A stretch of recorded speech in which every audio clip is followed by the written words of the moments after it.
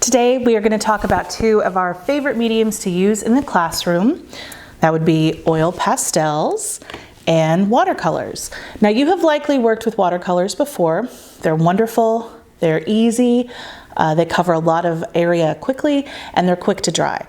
So if you haven't used watercolors, definitely check them out, but I imagine you have. But what you may not have used are oil pastels. Now they look very much like a crayon, and they actually act very much like a crayon. The grab on the paper is going to feel very similar to a crayon, so it won't be weird for your students to work with. But because they are oil-based, they blend beautifully. And so that is where you're going to have the most fun with this particular medium. So you actually, I'm coloring in a little bit more than I need to. You don't actually have to color in this much, but you can layer colors on top of each other. And then to blend, you just use your trusty finger. And I like to steady it like this. And then just pull it around and blend in those colors. And then you get a really nice effect, and again, very quickly. And I'm going to blend right there in that leaf too. So that is one way that you can use oil pastels all by themselves.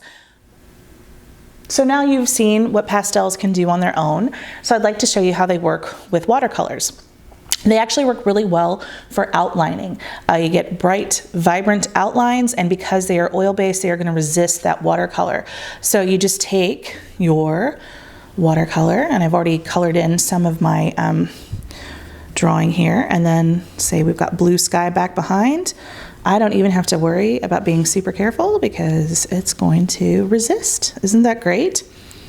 Now you can also use Sharpies to outline, we all know this, but to be honest, Sharpies are not cheap, and especially if you want a classroom set that has different colors, that can cost a lot. And plus, you know, Sharpies are permanent, and the temptation to draw on your neighbor is too great sometimes.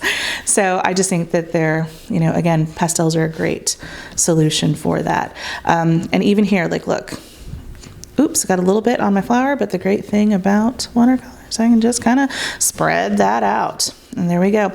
So again, great to use with watercolor for outlining and to help your students create their masterpieces. Now, if you don't have oil pastels, but you do have watercolor and crayons in the classroom, there's something else that you can do. Now, crayons are made of wax, so they resist the watercolor as well. It's just their outlines are not going to be as vibrant as the pastels, but what we like to use crayons for, specifically white crayons, is watercolor resist. So you create whatever you want shape-wise or even message-wise on your paper.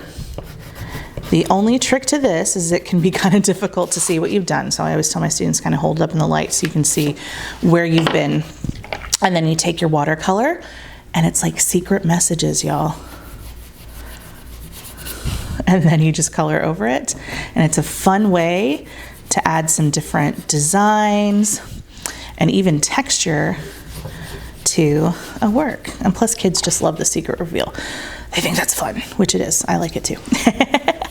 So I hope that you found this lesson useful. I hope that you try these things out in your classroom.